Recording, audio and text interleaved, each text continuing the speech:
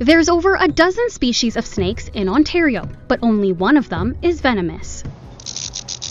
The only venomous snake in Ontario, Canada, is on the verge of extinction. While for some, the idea of losing a venomous snake might not seem like the worst thing in the world, the Massasauga rattlesnake is actually an ecologically and culturally important species that plays a key role in Ontario's ecosystems. So with that in mind, is it possible to save this species that is teetering on the brink?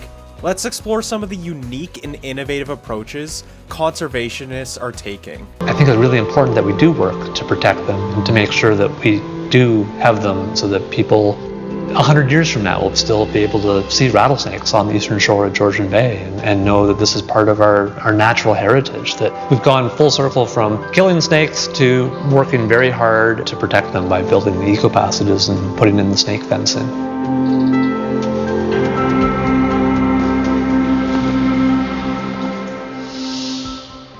Our Massasauga rattlesnake is a semi-short. It grows to maybe a maximum of 1 meter long and kind of stout. It has figure 8 patches all along its back and then a diamond-shaped head.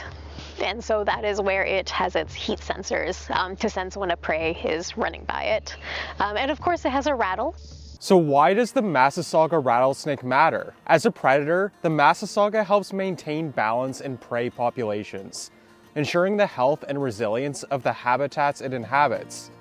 From the rocky shores of Georgian Bay to the lush Carolinian forests, this snake plays a vital role in the province's biodiversity. And beyond its ecological significance, the Massasauga holds a special place in the cultural heritage of Ontario's Indigenous communities. For centuries, Indigenous peoples have respected and celebrated the Massasauga as a symbol of strength, adaptability, and wisdom. The snake's presence is woven into traditional stories, art, and ceremonies, serving as a reminder of the deep connection between human communities and the natural world. The loss of the Massasauga would not only diminish Ontario's biodiversity, but also sever a profound cultural link to the land and its history. But before we keep going, I just wanted to quickly talk to you about the paid partner of today's video, BetterHelp. As someone who works as an environmental scientist and researcher, I have personal experience with the challenges of going about your daily life when you're not feeling your best. I've frequently struggled with eco-anxiety, imposter syndrome, and self-doubt in my own life. However, through the process of therapy, I've learned valuable techniques to think through situations rationally and focus on the most probable outcomes, rather than getting caught up in worst-case scenarios. The tools and self-assurance I've gained from therapy have given me the courage to create these videos and connect with all of you. The majority of BetterHelp members seek support for anxiety, and 69% of members report improved anxiety symptoms after 6 weeks of therapy on BetterHelp. And it's just as easy to start. Just fill out a questionnaire and you will match with a therapist as soon as possible. Easily switch therapists anytime and no extra cost if that's not the right fit. They carefully make sure therapists on the platform are well qualified, and their customer support team is there to help you if you have any questions. Let BetterHelp help you rule your anxiety so it doesn't rule you. Click the link in the description or go to betterhelp.com/David Bysouth and get 10% off your first month of therapy.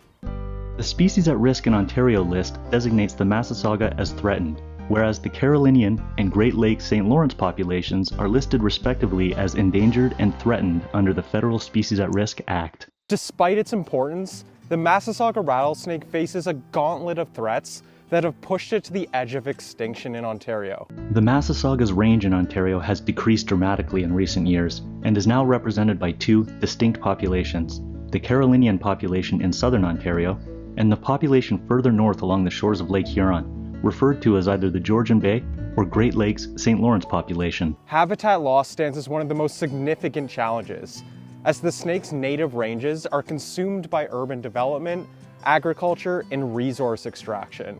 The fragmentation of remaining habitats makes it difficult for Massasauga populations to connect and maintain genetic diversity. Road mortality also takes a heavy toll on the species. As roads slice through the snake's habitats, Massasaugas are often struck and killed by vehicles while attempting to cross. The park noticed a high level of rodent mortalities of rattlesnakes and decided to take action. So they built fencing alongside the roads and eco passages crossing the roads. So the snakes couldn't get on the road and they could cross safely through these eco passages. And we've discovered that since the installation of the fencing, there has been reduced rodent mortality of snakes in the park.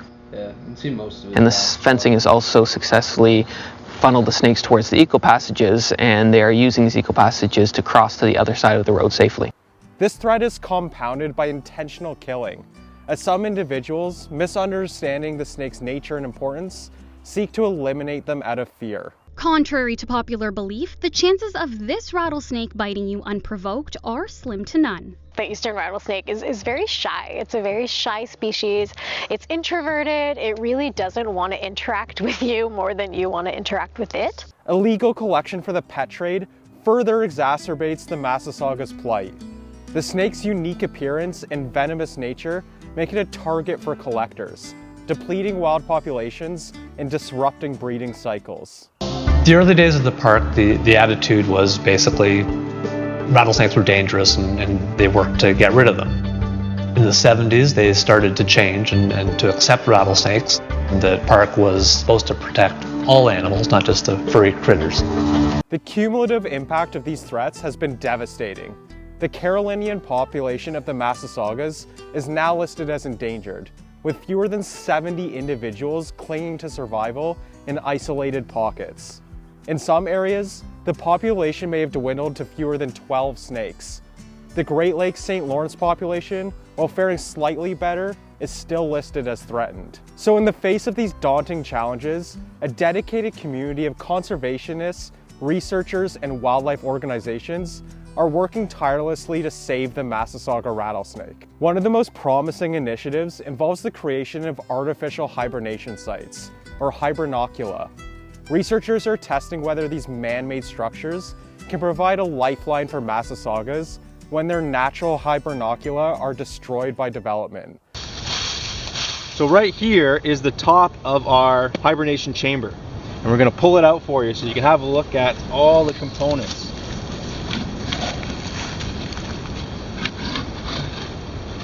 So this is an artificial hibernaculum. So it's an artificial hibernation chamber. It's made up of two parts. We have the inner chamber right here, and at the ground level right here, this is the outer chamber. So this is made of big oak pipe, and this is already installed in the ground. So it's capped on the outside so that when we hibernate snakes and do our experiment here, that no snakes can get out and no predators can get in.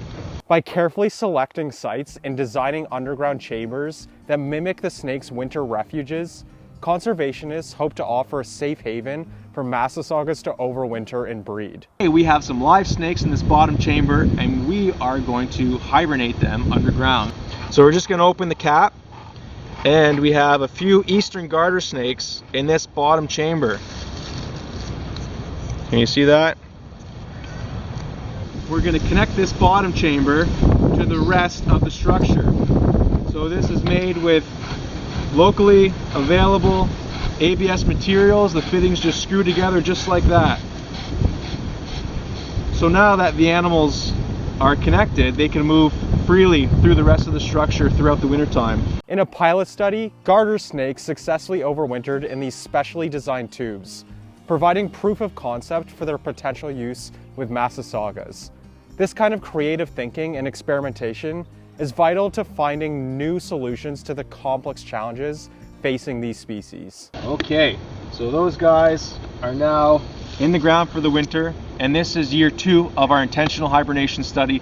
Last year we had 95% survival rate with our eastern garter snake, so we're hoping that we have a really high survival rate again this year, because what that'll tell us is that these areas are suitable release sites for conservation translocations with the endangered eastern Massasauga. Translocation efforts are another key strategy.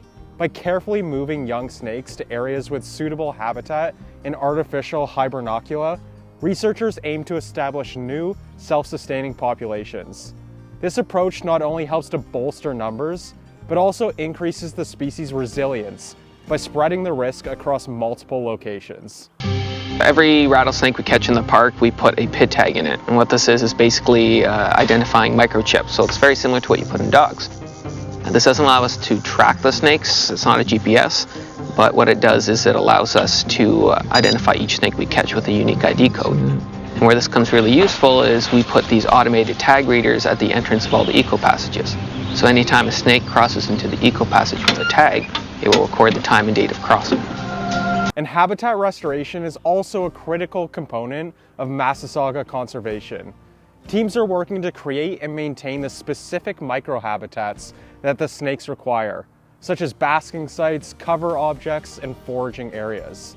This includes removing invasive species, managing vegetation, and collaborating with landowners to protect and enhance Massasauga habitat on private lands. Public outreach and education are also essential to the success of Massasauga conservation. By raising awareness about the snake's importance and dispelling myths and misconceptions, conservationists aim to build support for protection efforts. Perhaps the best way to help the Massasauga is to educate others about them. These snakes are so often killed simply due to ignorance. Explain to people that no snake should ever be killed out of fear. Tell others that Massasaugas are deserving of our respect, and emphasize that they play an extremely important role in our ecosystem due to their rodent-eating habits. Stewardship programs engage landowners, volunteers, and communities in habitat restoration, monitoring, and advocacy, creating a network of allies in the fight to save the Massasauga. There are many ways that you can help the Massasauga in Ontario. Watch for traffic signs that indicate snake habitat. These signs are placed in areas where snakes are frequently seen crossing the road or using it to bask in the sun. Always be mindful of what's on the road, especially during the warmer months. So the Massasauga rattlesnake is a vital part of Ontario's natural heritage, and its loss would be significant. We have to realize that conservation isn't always about the most popular or iconic species that we often see, but that all species have a critical role to play in an ecosystem, and the loss of one can have cascading impacts. We have a shared responsibility to protect and cherish the incredible biodiversity that surrounds us. Each of us can play a role in supporting conservation, whether through learning more about species, volunteering with habitat restoration efforts, advocating for protection, or simply spreading the word about the importance of creatures like the Massasauga rattlesnake. Thanks for watching, and I'll see you in the next one.